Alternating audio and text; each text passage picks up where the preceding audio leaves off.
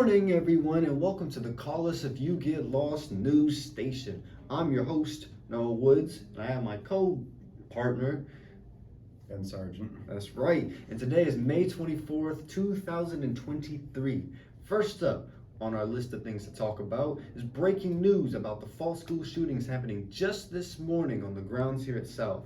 Here's our reporter David with more. Park Hill South received an alarm for a threat of a school shooting on Friday, May 5th, 2023.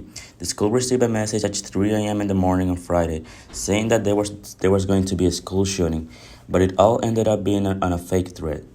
Many parents came up to pick their kids because of this message, and at the end of the day, the classes were almost empty. Thank you for that story, David. Now, next up on our list of things to talk about is a new update on the so-proclaimed Battle of the Bathrooms. Bathrooms, one of the most critical assets of any building period, is being taken away from us. But not without reason. Recent acts of vandalism, violence, and illicit conduct have forced mass shutdowns of the Park Hill South bathrooms, one of which even being shut down permanently for the rest of the year, that being the A200s. Since this problem's rise in early 2021, administration has been looking for ways to reduce the amount of illicit acts going on in the bathroom. However, none have been successful. It is unknown what the 2023 and 2024 school year will bring, but the admin can only hope that there will finally be a deduction of bathroom-related incidents. Crazy that people still don't know how to act right in the bathrooms, even though we're almost done with high school. Yeah, man, it's, I don't know what to say. Just things like this are just a common occurrence. That's probably just one of the most severe incidents, but yeah, stuff like that's happening all the time. Crazy stuff. Next up, a recent incident in the bathrooms has affected the entire school. More on that after our break.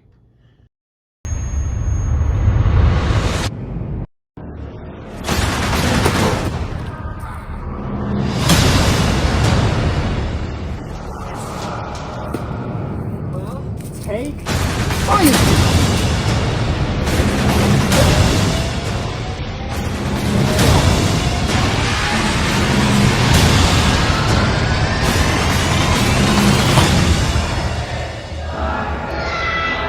Chose the wrong side.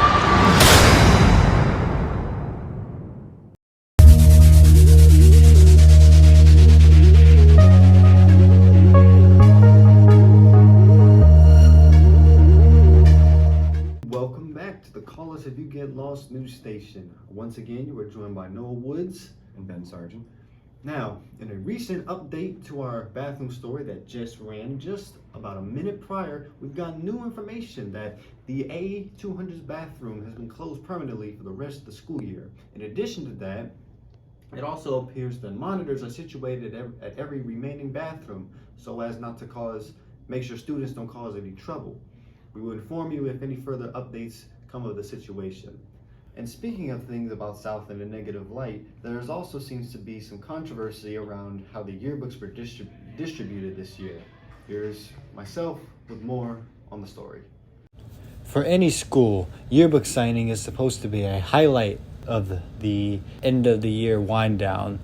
After long classes, rigorous finals, and hours upon studying, students can look forward to taking a break from class to get their yearbooks, look back upon memories, and get it signed by their favorite teachers and classmates alike. However, what is there to do when the time allotted for yearbook signing is simply not enough? Students and teachers alike are both debating about the controversial decision to release the students by section of the building rather by grade, with the exception of the seniors.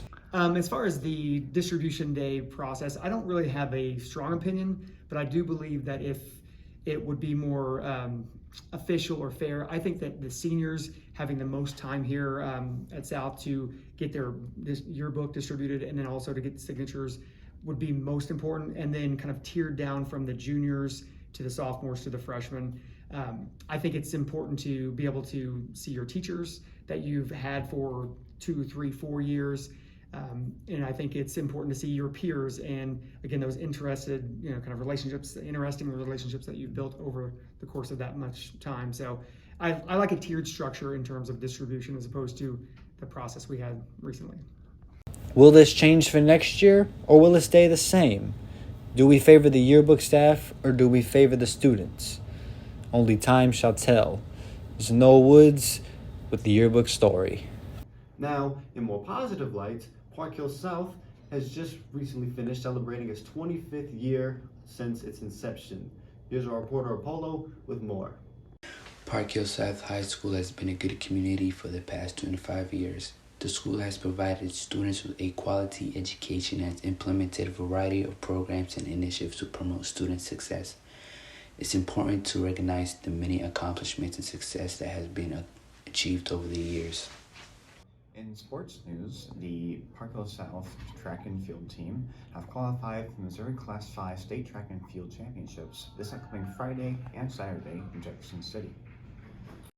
It's no secret that track can be one of the most intensive sports known to man, with the athletes practicing the sport putting in hours and hours of training, running, weightlifting, hydrating, all of those different things. It can be overwhelming sometimes. However, the hard work always pays off in the end. Recently, we've had many members of our own Park Hill South community come out on top, going to the state championship in Jefferson City. It feels great to be qualified for state track. I feel like $1,000,000. I worked my butt off, and I'm just really proud of myself and my 4x1 and 4x2 teammates, and yeah. Regardless if our athletes make it all the way up to the top or fall short to whomever comes first, it is no doubt that we are very proud of them. This is Noah Woods on the Track Winner Story. Now on to the weather with Noah. I hear we're going to have some flooding, Noah. Is that true? That is right. Let me tell you all about it. Okay, so for our weather, as you can see here is our 7-day forecast. As you can see, as of this present moment, it's currently a cool 69 degrees in Riverside, Missouri.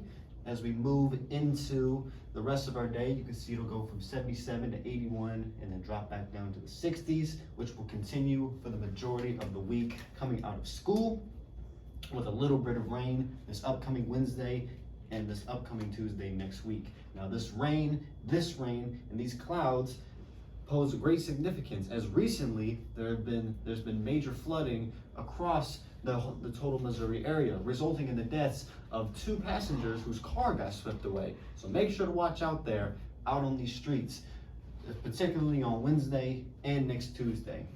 This is Noah Woods for the weather.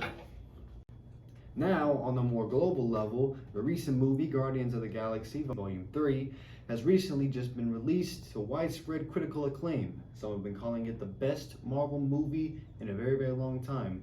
Here's myself with more. It's no secret among consumers that Marvel movies have taken a dip since the ultimate climax of the entire saga, Avengers Endgame, released back in 2019. With TV shows such as WandaVision and movies such as Black Widow, Ant-Man Quantumanium, and Doctor Strange Multiverse of Madness, all not reaching the peaks that were once seen in the MCU, it's been up for debate if Marvel can come back. It's safe to say that with their most recent movie, Guardians of the Galaxy Volume 3, they have done just that. Since its release on May 5th, 2023, it has raked in almost $700 million since that day, and currently sits at an 82% on RottenTomatoes.com, along with a 94% audience score as well, also coming from Rotten Tomatoes. With these numbers in mind, it's safe to say that Marvel movies are officially back in critical acclaim, as they were pre-pandemic. For international news, after the death of Queen Elizabeth II, the royal family has crowned Charles III as the new king. The coronation of King Charles III was a big deal in English history. People were really happy because they thought it would bring peace and good times for the whole country. It was a memorable event with lots of fancy planning and a really awesome parade. Meanwhile, in New Jersey, a mysterious pile of pasta noodles has been dumped near a river next to a politician's house. We currently do not know why the pasta was dumped there, but we will update you on any further information on the case. And that concludes this broadcast day of the Call Us If You Get Lost news station. I'm Noah Woods. I'm Ben Sargent. Thank you for watching.